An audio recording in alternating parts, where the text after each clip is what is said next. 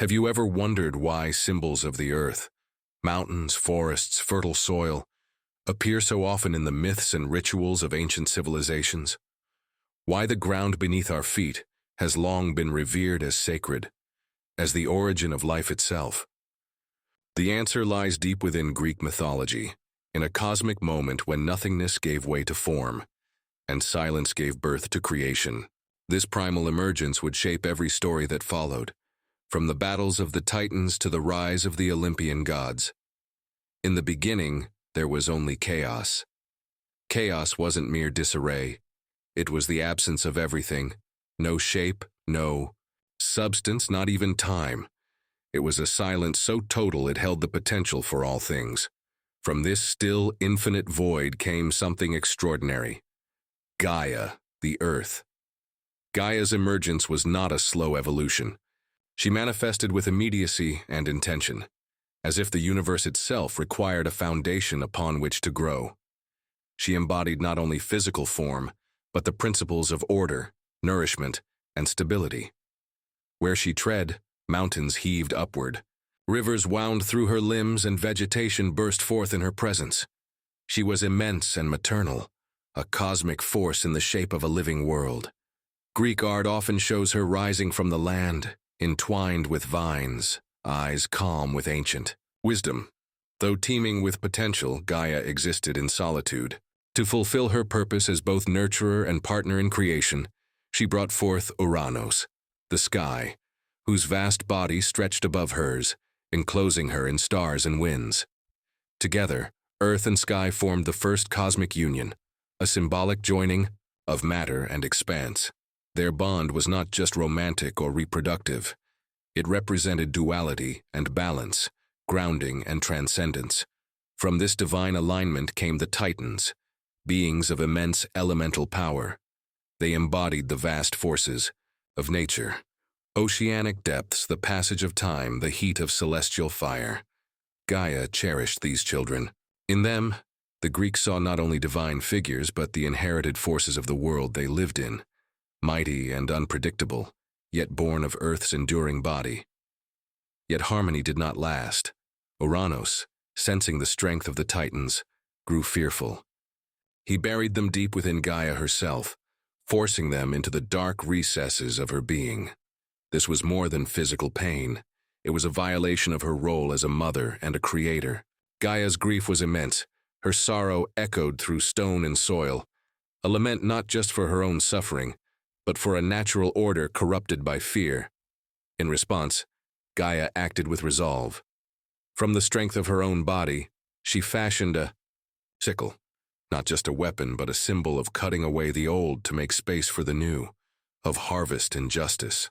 She called on her children to rise and confront the tyranny that confined them. Only one stepped forward, Kronos, the youngest, whose ambition matched the moment's urgency.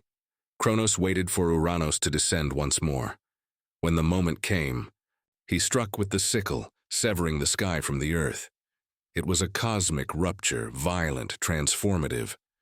From the blood that fell to the soil sprang the Ouranos, the Furies, spirit beings of vengeance and moral reckoning. Justice, in the Greek imagination, was not an abstract idea, but a force born from pain and necessity. Even rebellion, they believed, must remain accountable to the cosmic order.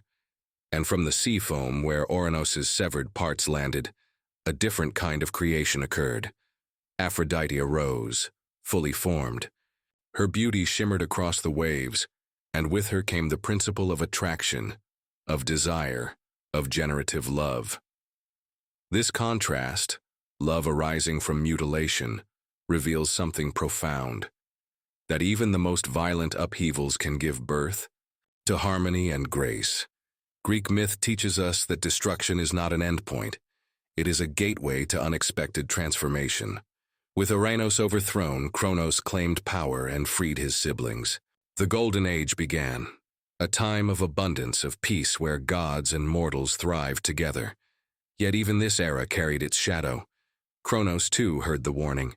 He would be overthrown by his own child, just as he had overthrown his father. Dread overtook him.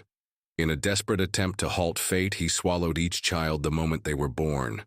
And so, the cycle persisted. Power built on fear becomes self-consuming.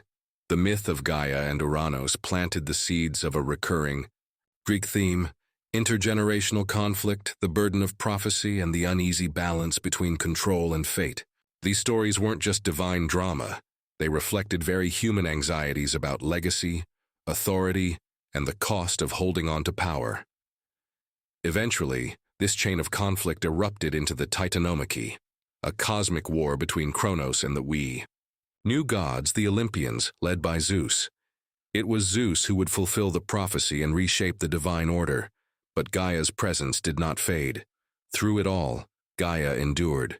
She became less visible in the dramas of the gods, yet never absent.